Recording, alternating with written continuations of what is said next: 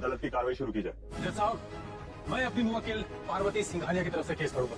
जज साहब, मैं स्टेट की तरफ से ये केस लड़ूंगा।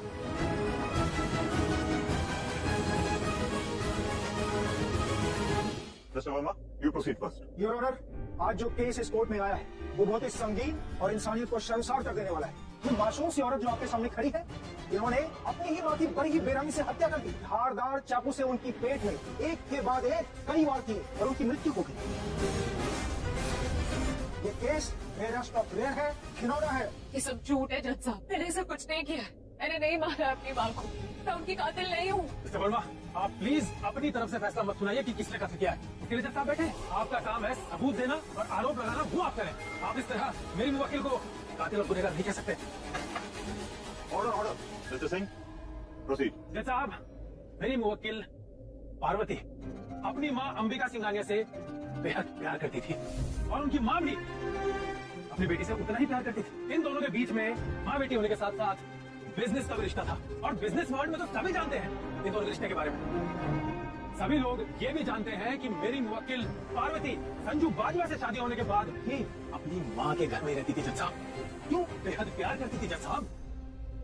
योर ऑनर, ये अपने घर पर प्यार की वजह से नहीं रहती थी, बल्कि वजह कुछ और थी, और ये वजह मैं उनके परिवार वालों को बुलाकर साबित भी कर सकता हूँ।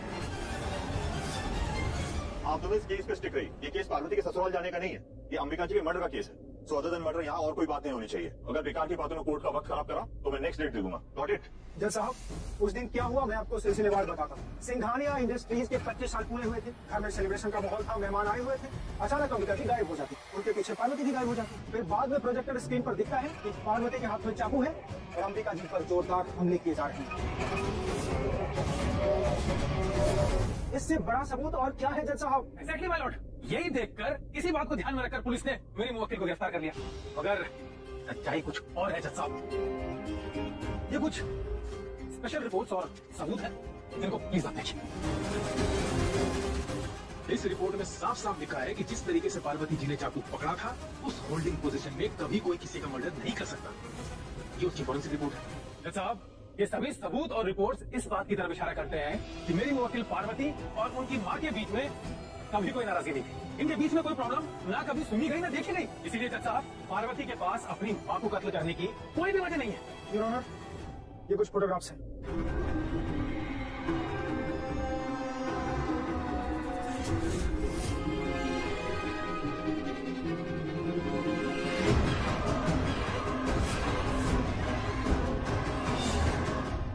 फोटोग्राफ्स को देखकर आपको पता चल ही गया होगा कि उस दिन क्या हुआ था। उस दिन पार्वती और अंबिका जी के बीच किसी बात को लेकर बहस हो गई। धीरे धीरे ये बहस इतनी बढ़ गई कि पार्वती अपना होश खो बैठी और उन्होंने चाकू से अंबिका जी के ऊपर जोरदार हमला कर दिया। इस हमले में अंबिका जी की मृत्यु हो गई।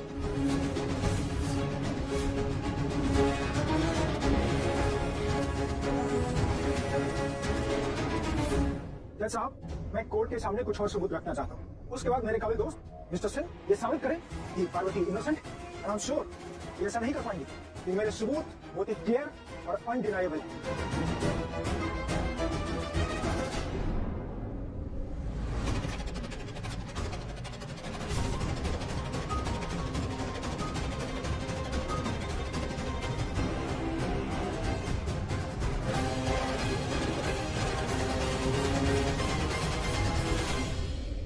जज साहब, ये अंबिका जी की लिखी हुई एक चिट्ठी है, जिसको पढ़कर आप समझ जाएंगे कि दोनों के बीच क्या कॉन्फ्लिक्ट था। यही कॉन्फ्लिक्ट अंबिका जी की हत्या का कारण बना और ये हत्या ऑफ कोर्स इन्होंने ही की है। उस चिट्ठी के बारे में पता है क्या लिखा है इसमें? नहीं ताई जी, मुझे नहीं पता चिट्ठी विट्ठी के बारे में कुछ। ये चिट्ठी खुद अंबिका जी ने लिखी थी। इसमें साफ साफ लिखा हुआ है अंबिका जी पार्वती को अपनी प्रॉपर्टी से बेदखल करना चाहती थी, क्योंकि पार्वती उनकी असली बेटी है ही नहीं। अंबिका जी ने पार्वती को अपने घर में जगह दी, उनका पालन पोषण किया, यहाँ तक पहुँचाया, लेकिन इनकी नजर तो लालची थी, उनकी प्रॉपर्टी पर जाकर अटक गई और इसी लालच में उन्होंने अंबिका जी की हत्या कर दी। ये सब झूठ है, सब कुछ झूठ है। वो मुझे बहुत प्यार करती थी, उन्होंने मुझे अपनी बेटी माना है। ऐसा कुछ भी नहीं है जैसा ये बता रहे हैं। मुझे तो लगता है कि ये चिट्ठी भी झूठी है, वो ऐसे कभी नहीं लिख सकती। ठीक है, मान लेता हूँ कि सब झूठ है, तो क्या ये भी झूठ है कि आप उनकी असली बेटी नहीं थी? बताइए, उनका और आपका खून का रिश्ता नहीं? कोर्ट को बताइए क्या है सच, चुप क्यों है? जवाब दीजिए, क्या आप उनकी सगी बेटी हैं या नहीं? मैं उनकी सगी बेटी नहीं हूँ।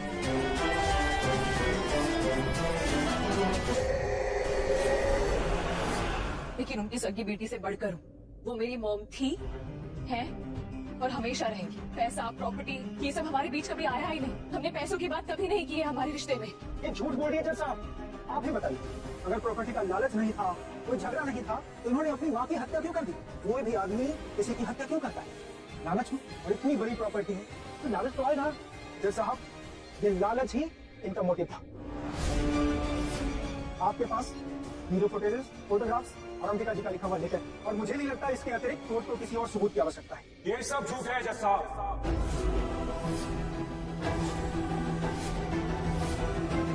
मेरी पार्वती निर्दोष है, मेरी पार्वती ने कुछ नहीं किया है, और असली गुनहगार को मैं कोर्ट के सामने खड़ा करूंगा विद प्रूफ। और साहब प्लीज मेरी पार्वती को छोड़ दीजिए प्लीज। ऑर्डर ऑर्डर, बैठ जाइए वरना रूम से बाहर निकाल दूंगा। इस कोर्ट के कुछ रूल्स और डेकोरम है, उसे मेंटेन कीजिए। सारे सबूत और हालात को देखते हुए लगता है पार्वती और अंबिका के बीच में प्रॉपर्टी को लेकर कोई कॉन्फ्लिक्ट था। साहब ऐसा कुछ भी नहीं था, ये सब कुछ झूठ है। रूल सच कोर्ट डिसाइड करेगी। अभी तक जितने भी सबूत है वो इसी और इशारा करते हैं कि तुम गुनहगार। तुम्हें अंबिका जी ने इतनी अच्छी लाइफ दी, उसके बावजूद तुमने उनकी लाइफ छीन ली, वो भी बेरहमी से चाकू मारकर।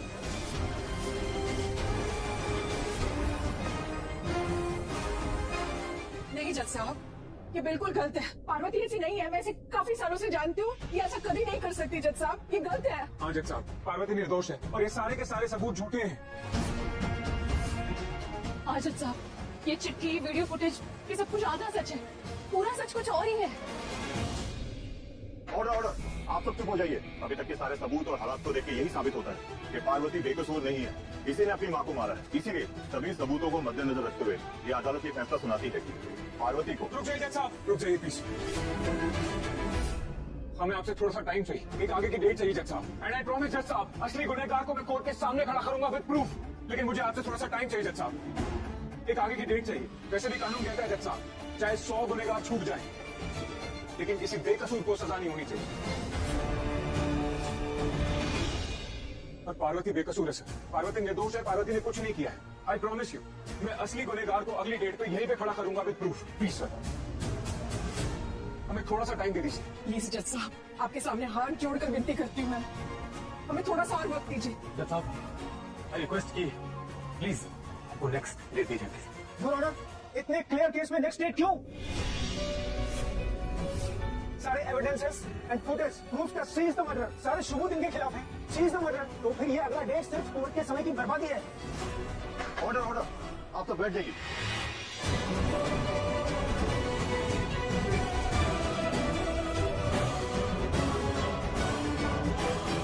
देखिए, सारे सबूत और हालात देखने के बाद में मैं इस नतीजे पर पहुंचा हूं कि मैं इस केस में एक और डेट दे रहा हूं,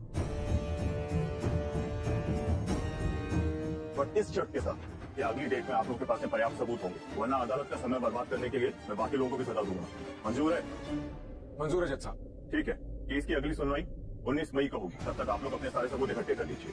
तब उठिए तक चलो ले चलो इन्हें। सब ठीक होगा भाई, तुम बिल्कुल भी टेंशन मत लो, हम सब लोग तुम्हारे साथ हैं। आप इनसे यहाँ पे बात नहीं कर सकते।